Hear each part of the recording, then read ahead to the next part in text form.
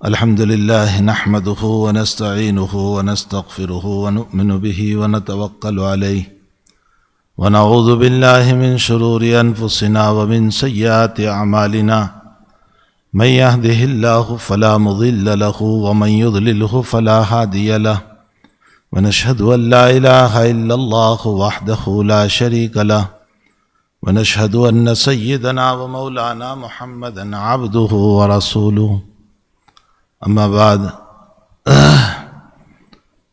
أعوذ بالله من الشيطان الرجيم بسم الله الرحمن الرحيم قل أعوذ برب الفلق من شر ما خلق ومن شر غاسق إذا وقب ومن شر النفاثات في العقد ومن شر حاسد إذا حسد صدق اللہ العظیم۔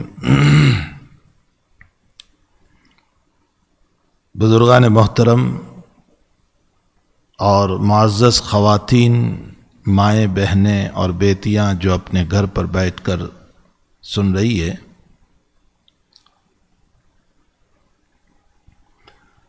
میں نے جو سورت تلاوت کی ہے، اس سورت کا نام سورہ فلق ہے۔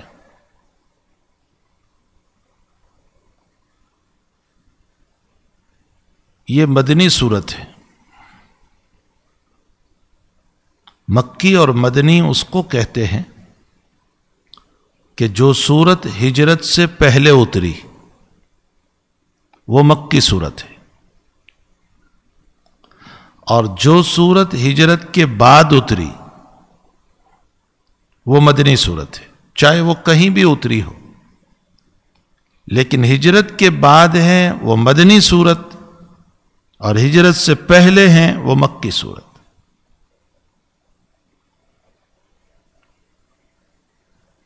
مکے میں جتنی صورتیں نازل ہوئی، اکثر ان صورتوں کا مضمون اللہ کی توحید، اللہ کی وحدانیت، حق تعالی کو ایک ماننا،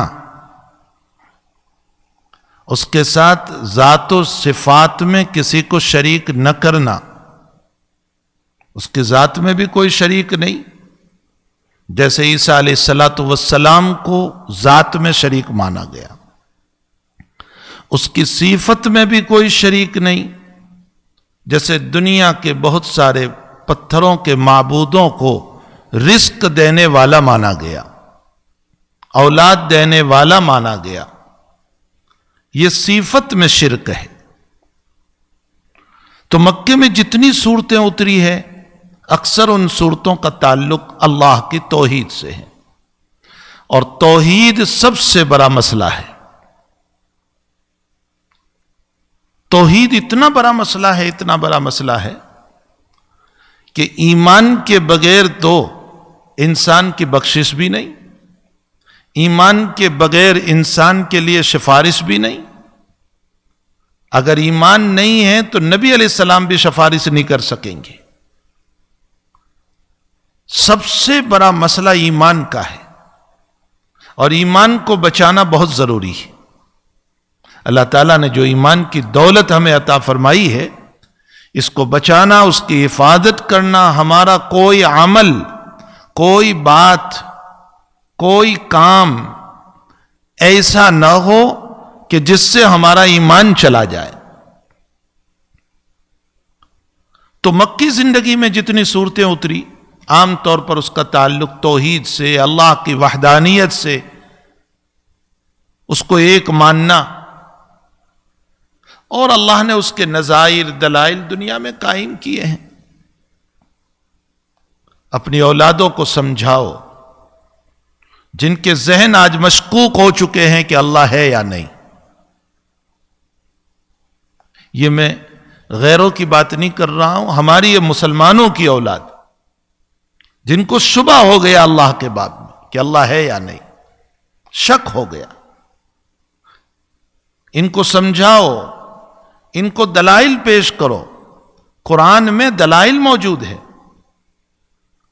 اللہ تعالیٰ دلیل دیتا ہے، افلا ينظرون الى الابل کیف خلقت، اونٹ کو دیکھو کیسے پیدا کیا، آسمان کو دیکھو بغیر چھت کے کون بنا رہا ہے اس کو؟ زمین کو کس نے بچھایا؟ سمندر کا پانی کس نے بہایا؟ بارش کا قطرہ برستا ہے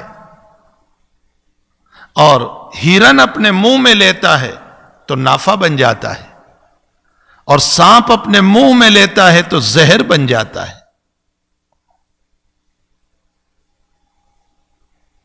حق تعالی جل شانہ اس نے اتنی بڑی کائنات کو بنایا اور اس کائنات کے دلائل دیے کہ یہ سارے دلائل میری توحید پر ہے کہ ایک اللہ موجود ہے، اس کا چلانے والا موجود ہے، یہ ایسے ہی دنیا نہیں چل رہی ہے۔ اور اس کے لیے قرآن میں اس نے جگہ جگہ دلائل دیے۔ ایک جگہ اللہ نے فرمایا، کیا تم دو پارٹنر مل کر ایک غلام کو، ایک نوکر کو پسند کرو گے؟ کہا تم پسند نہیں کرتے، تم یہ چاہتے ہو کہ یہ نوکر میرا ہی بن کر رہے، دوسرے کا نہیں۔ تو جب تم دو آقا مل کر ایک غلام کو پسند نہیں کرتے تو بھلا اللہ کے باب میں اپنے آقا کے ساتھ کسی اور کے شریک کرنے کو کیوں پسند کرتے ہو؟ قرآن میں اللہ دلیل دیتا ہے اس پر کہ یہ تم کیوں کر رہے ہو۔ خلاصہ کلام یہ کہ توحید بہت بڑی چیز ہے، اللہ کی وحدانیت کو ہمیں سمجھنا چاہیے، اس کے دلائل کو ہمیں اپنی اولادوں کو سمجھانا چاہیے۔ مدینہ شریف جب نبی اکرم صلی اللہ تعالی علیہ وسلم تشریف لے آئے تو مدینے آنے کے بعد اب احکام آئے، نماز، روزہ، زکوٰۃ، حج اور مسائل، سارے احکام مدینہ المنورہ میں آئے۔ تو اب مدینے آنے کے بعد زیادہ تر آیات کا تعلق اور صورتوں کا تعلق احکام سے۔ یہ آخری دو صورتیں ہیں، ایک تو میں نے ابھی پڑھی سورہ فلق، اور ایک اس کے بعد آخری صورت سورہ ناس ہے۔ ان دونوں صورتوں کا تعلق اللہ سے پناہ مانگنا۔ اللہ تعالیٰ نے ان دونوں صورتوں کو کیوں اتارا تھا؟ نبی اکرم صلی اللہ تعالی علیہ وسلم پر ایک منافق نے یا ایک یہودی نے جادو کر دیا تھا، جس کا نام تھا لبید ابن عاصم، اس نے جادو کیا تھا۔ روایتوں میں ہے کہ حضرت کے جادو کا اثر حضرت پر اتنا ہوا کہ آپ دنیا کی چیزوں کو بھول جاتے تھے۔ ابھی آپ سے ملے، بھول گئے کہ میں آپ سے ملا۔ ابھی دنیا کا کوئی کام کیا، بھول گئے کہ میں نے یہ کام کیا۔ دین اور وحی کا کوئی مسئلہ نہیں بھولے، لیکن دنیا کے کاموں کو بھول جاتے تھے۔ مفسرین نے لکھا ہے کہ آپ پر اس جادو کا اثر 6 مہینے تک رہا۔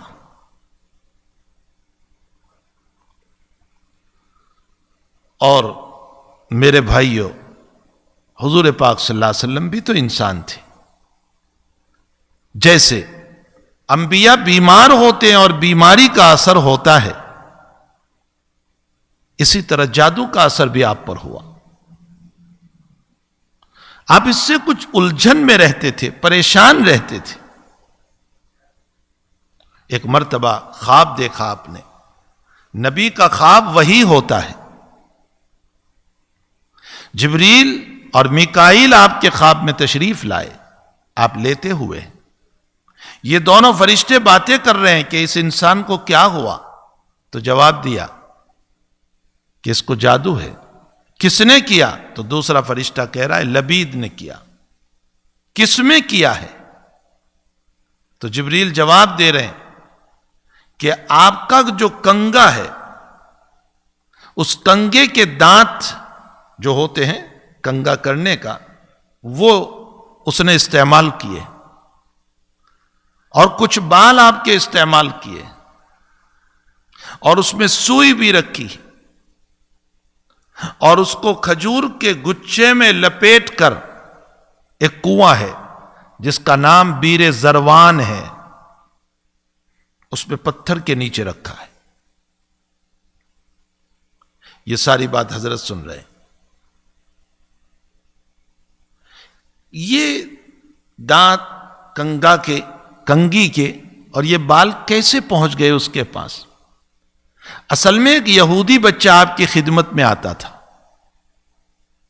تو اس جادوگر نے اس بچے کو اپنے ہاتھ میں لیا اور یہ کہا کہ تو محمد کے پاس جاتا ہے، یہ چیز لے آنا۔ وہ خدمت میں تھا، حضرت سمجھتے تھے میری خدمت کرنے والا ہے، بس وہ لے گیا، اس نے اس کو دیا۔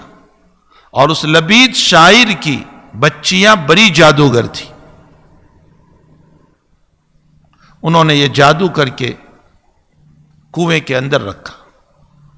نبی علیہ الصلوۃ والسلام صبح کو جب اٹھتے ہیں، یہ پورا خواب آپ کو وہی ہے، آپ کو سورہ ناس اور سورہ فلق دی گئی، یہ دو صورتیں، آپ اس کنویں پر گئے اور صحابی رضی اللہ تعالیٰ عنہ کے پاس اس کو نکلوایا، تو اس پر 11 گرہیں لگی ہوئی تھی، اور ان دونوں صورتوں کی ملا کر 11 آیتیں ہیں۔ حضرت ایک آیت پڑھتے تھے اور ایک گرہ کھولتے تھے، 2 صورتیں پوری ہوئی، 11 آیتیں، اور آپ کا سحر اور جادو، وہ گرہیں ساری ختم ہو گئی اور اللہ نے آپ کے مسئلے کو حل کر دیا۔ ماں عائشہ صدیقہ رضی اللہ تعالیٰ عنہ نے فرمایا، اللہ کے نبی صلی اللہ علیہ وسلم، جب آپ کو پتا ہے، اللہ نے آپ کو نام بتا دیا کہ فلاں نے آپ کو جادو کیا، آپ اس سے بدلہ کیوں نہیں لیتے؟ قربان جائیے رحمت للعالمین صلی اللہ علیہ وسلم پر۔ ہائے ہائے ہائے ہائے، کیا فرمایا؟ عائشہ، میرے اللہ نے مجھ کو شفا دے دی، مجھے بدلہ لینے والا بنا کر نہیں بھیجا ہے، میں کیوں انتقام لوں، میں کیوں بدلہ لوں، مجھے معاف کرنے والا بنا کر بھیجا ہے۔ وہ منافق تھا، آپ کی مجلس میں آ کر بیٹھتا تھا، ساری زندگی آپ نے اشارتاً بھی نہیں کہا، صاف کہنا تو بہت دور کی بات، اشارتاً بھی نہیں۔ بعض روایتوں میں ہے کہ بعض صحابہ نے سوچا کہ اس کو سزا دے، پٹائی کرے اس کی، حضرت نے فرمایا نہیں، مجھے شفا مل چکی ہے، کیا ضرورت ہے اس کو پٹائی کرنے کی؟ یہ جناب رسول اللہ صلی اللہ علیہ وسلم کے اخلاق کریمہ تھے۔ آج ہم حضور کی سیرت تو بیان بھی کرتے ہیں، بولتے بھی ہیں، لکھتے بھی ہیں، شاندار تقریریں بھی ہوتی ہے، لیکن میرا خود کا عمل سیرت رسول پر نہیں ہے، ہمارے اندر وہ جذبات ہی نہیں ہیں جو نبی اکرم صلی اللہ تعالی علیہ وسلم نے اس امت کو دیے ہیں۔ آپ کی زندگی کے مبارک اخلاق، ایک روایت میں آپ فرماتے ہیں، اللہ نے مجھ کو میسر بنا کر بھیجا، معسر بنا کر نہیں بھیجا۔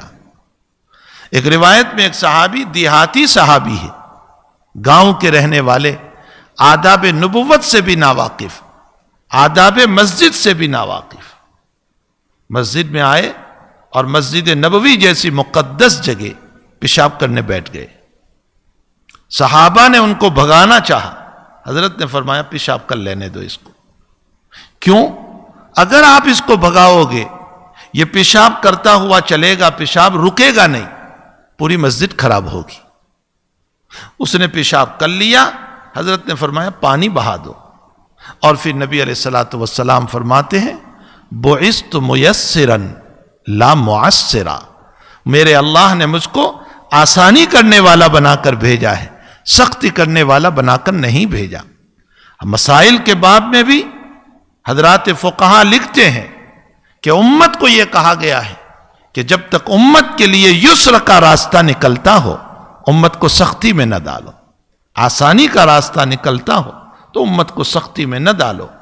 بہرحال آپ نے بیر زروان کے اندر سے اس کو نکلوایا، اس کو کھولا، آپ کا سحر دور ہو گیا، آپ کا جادو دور ہو گیا۔ عائشہ صدیقہ رضی اللہ تعالیٰ عنہ نے فرمایا، حضرت اس کی پٹائی کروا دیتے۔ حضرت نے فرمایا اللہ نے مجھ کو شفا دے دی، مجھے اللہ نے منتقم المجاز بنا کر نہیں بھیجا، بدلہ لینے والا بنا کر نہیں بھیجا ہے، اس لیے میں اس کو کچھ نہیں کہوں گا۔ ابن کثیر رحمت اللہ علیہ نے تفسیر ابن کثیر میں معوذتین کی تشریح کرتے ہوئے لکھا ہے کہ وہ منافق تھا، جس نے آپ پر سحر کیا تھا، جادو کیا تھا، اور وہ آپ کی مجلس میں آ کر بیٹھتا تھا، حضرت نے اشارتاً بھی کبھی نہیں کہا۔ یہ آپ کے اخلاق کریمہ تھے۔ آج سیرت کے بیان کرنے والوں ہی میں وہ اخلاق نہیں۔ ہماری زندگیوں ہی میں ہم بڑی شان سے حضور کی سیرت بیان کرتے ہیں، لیکن جب وقت آتا ہے عمل کا تو میری زندگی اس سے کوسوں دور ہوتی ہے۔ میں آپ صلی اللہ علیہ وسلم کی حضرات صحابہ کا یہ مجاز ہی نہیں تھا۔ صحابہ تو جچے تلے تھے۔ سیرت رسول صلی اللہ علیہ وسلم کے باب میں مشکات شریف میں ایک روایت ہے کہ حضرت کا گزر ہوا، ایک مکان کے اوپر سے ایسا قبہ بنایا تھا بیچ میں، مینار۔ حضرت نے صرف اتنا پوچھا یہ کس کا مکان ہے، بس چل پڑے۔ اس کے بعد وہ صحابی حضرت کی مجلس میں آئے، السلام علیکم یا رسول اللہ۔ حضرت نے یوں منہ پھیر لیا، پھر سلام کیا، منہ پھیر لیا، بار بار منہ پھیرا۔ اب حضرت کو تو وہ صحابی نہیں پوچھ رہے، ہمت نہ ہوئی، لیکن اوروں سے پوچھا کہ مجھ سے ناراض کیوں ہے، کوئی مسئلہ ہو گیا مجھ سے؟ فرمایا ہمیں بھی نہیں معلوم، اتنا ہے کہ تمہارے مکان کے قریب سے گزرے تھے تو یہ پوچھا تھا کہ یہ مکان کس کا اور یہ قبہ اس کے اوپر جو بنایا ہے۔ وہ صحابی گئے اور جانے کے بعد اس قبے کو توڑ دیا، اور آ کر یہ بھی نہیں کہا حضرت کو کہ حضرت میں نے توڑ دیا۔ کچھ دنوں کے بعد پھر حضرت کا گزر ہوا، فرمایا یہاں مکان پر وہ قبہ تھا، اس کا کیا ہوا؟ فرمایا حضرت آپ کی ناراضگی کی وجہ سے انہوں نے توڑ دیا۔ حضرت نے ان کو اپنے سینے سے لگا لیا اور فرمایا ضرورت کے مکان کی اجازت ہے، اسراف کی اجازت نہیں۔ کتنی بہترین تعلیم دی آپ نے۔ انسان کو اپنے مکان کی ضرورت ہے، جو سردی گرمی سے بچائے، جو بارش سے بچائے، جو آل اولاد کی حفاظت کرے، یہ تو یقیناً مکان کی ضرورت ہے۔ لیکن مکان میں یہ قبہ، ظاہر سی بات ہے اس کی کوئی ضرورت نہیں ہے۔ حضرت نے فرمایا یہ اسراف ہے، فضول خرچی ہے، یہ کہہ کر اپنے سینے سے لگا لیا۔ تو صحابہ کا مجاز تو یہ تھا کہ وہ قطعاً ان باتوں کو برداشت ہی نہیں کر سکتے تھے کہ نبی کریم صلی اللہ علیہ وسلم، حضرت انس رضی اللہ تعالیٰ عنہ کا فرمود مبارک امام بخاری نے نقل فرمایا کہ تم ادق من الشعر تعملون من العمل، تم جو کام کرتے ہو، معاصی کرتے ہو، گناہ کرتے ہو، اور اس کو صغیرہ سمجھتے ہو، بال سے معمولی سمجھتے ہو، فرمایا اگرچہ وہ چھوٹا گناہ ہے لیکن ہم نبی کے دور میں اس کو مہلکات سمجھتے تھے، ہلاک کرنے والا ہے، برباد کرنے والا ہے۔ ہم چھوٹے گناہ کو چھوٹا سمجھ کر کے نہیں کرتے تھے کہ چلو چھوٹا ہے کر لو، اس سے کیا فرق پڑتا ہے۔ یہ تو فضل ہوا فقہا کا، علماء کا، کہ صغائر اور کبائر کا فرق کیا ہے۔ ورنہ امام غزالی رحمت اللہ علیہ لکھتے ہیں کہ اللہ کی ذات معظم کو دیکھتے ہوئے چھوٹا بھی بڑا ہی ہے۔ وہ ذات اتنی بڑی ہے، اس کی ذات کو دیکھتے ہوئے کیا صغیرہ اور کیا کبیرہ، کیا چھوٹا اور کیا بڑا۔ ذات خداوندی کو دیکھتے ہوئے، ارے ہمارے وہاں حال یہ ہو جاتا ہے کہ ذرا سے باپ کے مسئلے میں کوئی بات ہوئی تو لوگ باتیں کرنے، ارے چاہے چھوٹا ہے لیکن یہ تو باپ کے مقابلے میں بہت بڑا، باپ کے مقابلے میں صغیرہ کبیرہ ہم سمجھ لیتے ہیں، تو اللہ کے اعمال کو جو منع کیا اس نے، وہ کیسے چھوٹا ہو سکتا ہے۔ امام غزالی رحمت اللہ علیہ فرماتے ہیں کہ یہ تو احسان ہوا کہ صغائر اور کبائر کا فرق ہوا، ورنہ حقیقت یہ ہے کہ رب کریم کی ذات کو دیکھتے ہوئے سارے کبائر ہیں، وہ ذات جتنی بڑی ہے، تمام معاصی، تمام گناہ چاہے چھوٹے ہی کیوں نہ ہو، وہ بھی اتنے ہی بڑے ہیں۔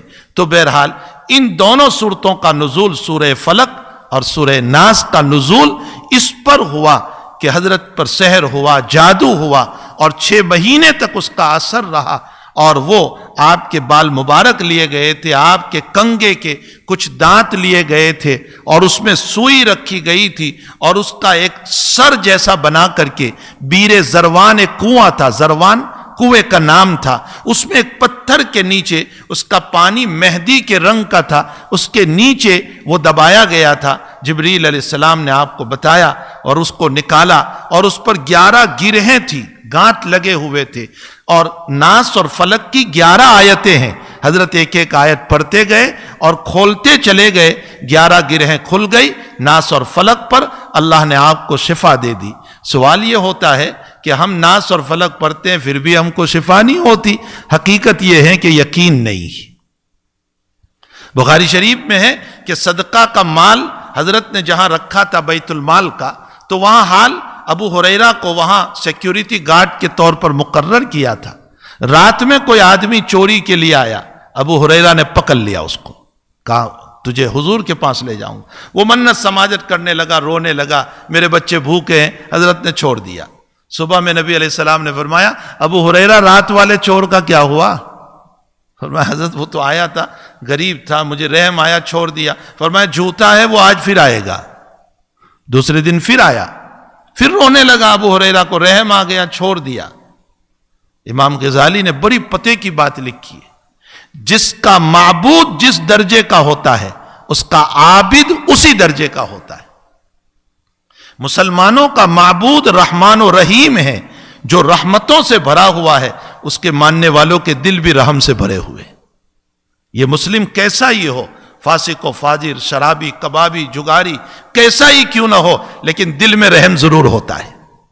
اور جن کے معبود پتھر ہے, جو پتھر کے پجاری ہے, پرستش کرتے ہیں, ظاہر سی بات ہے پتھر سخت ہے, کوئی چیز نہیں جاتی, تو ان کے پونجنے والوں کے دل بھی اتنے ہی سخت ہیں, ان کو رحم کسی پر نہیں آتا. اسی لیے آپ دیکھیں پتھر کے پجاریوں کا حال کہ وہ کیسے لوگوں کو مارتے ہیں اور ظلم کرتے ہیں. ایک مومن کیسا ہی ہوگا لیکن اس کا دل رحم و کرم سے بھرا ہوا ہوگا. ابو ہریرہ نے دوسرے دن بھی معاف کر دیا. حضرت نے پھر صبح پوچھا کیا ہوا؟ فرمایا حضرت وہ آیا تو تھا, رحم آیا, چھوڑ دیا. فرمایا پھر آئے گا. تیسرے دن پھر آیا. فرمایا آج نہیں چھوڑوں گا. تو وہ کہنے لگا میں تجھے ایک عمل بتا دوں, اگر تو پڑھ لے تو چوری سے, ڈکیتی سے, جن سے, بھوت سے, فلاں سے تیری حفاظت ہو جائے گی. فرمایا بتا دے وہ عمل کیا ہے. تو وہ بتانے لگا کہ آیت الکرسی, اس کو پڑھ لو تو اللہ تعالیٰ جو ہے مکان کی حفاظت کر لیتے ہیں, جنوں سے, بھوت سے, شیاطین سے, اور چوروں سے, ڈکیتوں سے, سب سے حفاظت. اس کو چھوڑ دیا. صبح حضرت نے فرمایا کیا ہوا چور کا؟ فرمایا یا رسول اللہ وہ آیا تو تھا, لیکن ہماری شرط ہو گئی کہ اس نے ایک عمل بتایا, اس پر میں نے چھوڑ دیا. حضرت نے فرمایا اس نے سچ کہا لیکن وہ جھوٹا ہے. کیا مطلب؟ فرمایا وہ شیطان ہے, وہ خود جھوٹا ہے, لیکن اس نے جو بتایا کہ آیت الکرسی سے حفاظت ہوتی ہے, یہ بات اپنی جگہ 100% صحیح ہے. تو آیت الکرسی سے حفاظت ہوتی ہے, لیکن حقیقت یہ ہے کہ ہمیں یقین نہیں.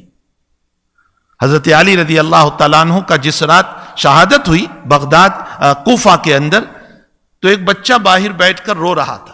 اس کے والدین نے مارا تھا, نکال دیا تھا, وہ رو رہا تھا.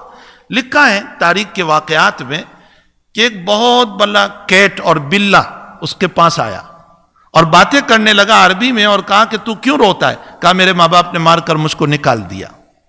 کہا اچھا تو بھوکا ہے؟ کہا جی.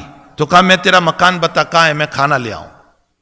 تو بتایا کہ یہ میرا مکان ہے. وہ گیا اور واپس آیا اور کہنے لگا کہ میں تیرے مکان سے کھانا نہیں لا سکتا ہوں, اس لیے کہ تیرے باپ نے بسم اللہ پڑھ کے بند کیا ہے. یہ بسم اللہ کی تاثیر ہے کہ بسم اللہ پڑھ کے بند کیا ہے. جس مکان کو بسم اللہ پڑھ کے بند کیا جاتا ہے اس کو کوئی نہیں کھول سکتا. جس مکان میں سلام بول کر کے داخل ہو اس مکان میں سلامتی اترتی ہے, چاہے کوئی نہ ہو. سلام بول کر جاؤ اپنے مکان میں. تو حقیقت یہ ہے کہ قرآن کریم کے اوپر چونکہ ہمارا یقین نہیں رہا ہے, اس لیے ہمیں اس کا فائدہ نظر نہیں آتا. ورنہ اگر انسان جو ہے اس پر یقین کر لیں تو سورہ ناس کا بھی فائدہ ہے, سورہ فلق کا بھی فائدہ ہے, اور آیت الکرسی کا بھی فائدہ ہے. نبی علیہ الصلوۃ والسلام فرماتے جس نے سورہ بقرہ کے آخری 2 آیتیں آمن الرسول بما انزل الیہ من ربہ سے لے کر آخری 2 آیتیں, بخاری شریف کی صحیح ترین روایت, فرمایا جس نے ان دونوں آیتوں کو رات میں بستر پر سوتے ہوئے پڑھ لیا اور اس کے بعد بات نہیں کی اور سو گیا, فرمایا صبح تک فرشتے اس کی حفاظت کرتے رہتے. کتنی بڑی فضیلت ہے. بخاری شریف میں ہے رات میں سوتے ہوئے انسان دعا پڑھ لے, انی وجہت وجہی الیک وفوضت امری الیک والجأت ظہری الیک لا ملجأ ولا منجأ منک الا الیک آمنت بکتابک الذی انزلت وبنبیک الذی ارسلت. حضرت نے یہ دعا سکھائی، فرمایا میں سو رہا ہوں رات میں، مجھے کچھ پتا نہیں، اے اللہ میرا ماوا اور ملجا تو ہی ہے، میرے پشت پناہی تو ہی ہے، میں تجھی پر اعتماد کر کے سوتا ہوں، اے اللہ میں ایمان لایا تیری ذات پر، تیرے قرآن پر، تیرے نبی پر جو تو نے بھیجا ہے۔ نبی علیہ السلام فرماتے ہیں جو رات میں دعا پڑھ کے سویا اور اچانک اگر رات میں موت ہو گئی سیدھا جنت میں جائے گا، مت علی الفطرت، ایمان پر مرے گا، اسلام پہ مرے گا۔ یہ حضور پاک صلی اللہ علیہ وسلم کی باتیں ہیں، لیکن ہمیں چونکہ یقین نہیں ہے نا، اس لیے سورہ ناس اور فلق اولن تو ہم پڑھتے ہی نہیں۔ عقبہ ابن عامر فرماتے ہیں کہ نبی علیہ السلام نے فرمایا سورہ ناس اور فلق جیسی سورت نہ قرآن میں اتری، نہ زبور میں اتری، نہ تورات میں اتری، اور میرے قرآن کی دوسری صورتیں بھی ان دونوں صورتوں کا مقابلہ نہیں کر سکتی۔ ایسی زبردست دو صورتیں۔ حضرت عائشہ فرماتی ہے کہ نبی علیہ السلام جب بھی بیمار ہوتے، بخار آتا، ان دونوں صورتوں کو پڑھتے، ہاتھ پر دم کر کے یوں پھیل لیا کرتے۔ مرض الوفات میں حضرت سے پڑھی نہیں گئی آخری دن، بہت ضعف، کمزوری۔ عائشہ فرماتی ہے رضی اللہ تعالیٰ عنہ، میں نے پڑھا اور پڑھ کر کے حضرت کے ہاتھ پر دم کیا اور حضرت کے ہاتھ کو آپ کے بدن کے اوپر پھیر دیا۔ اس کا مطلب اخیر تک سورہ ناس اور فلق حضرت پڑھتے رہے۔ عائشہ فرماتی ہے نبی علیہ السلام نے فرمایا ہر نماز کے بعد سورہ ناس اور فلق اور قل واللہ کو پڑھو، ایک ایک مرتبہ ان صورتوں کو پڑھو، اپنے بدن پر دم کر لیا کرو۔ اس کے بڑے فوائد ہیں، میں اس کا ترجمہ اور اس کی قدر تفسیر انشاءاللہ دوسرے موقع پر کروں گا۔ اللہ ہم سب کو قرآن عزیز کی جو ہے احترام کی توفیق عطا فرمائے۔ وصلی اللہ علی نبی الکریم برحمتک یا ارحم الراحمین۔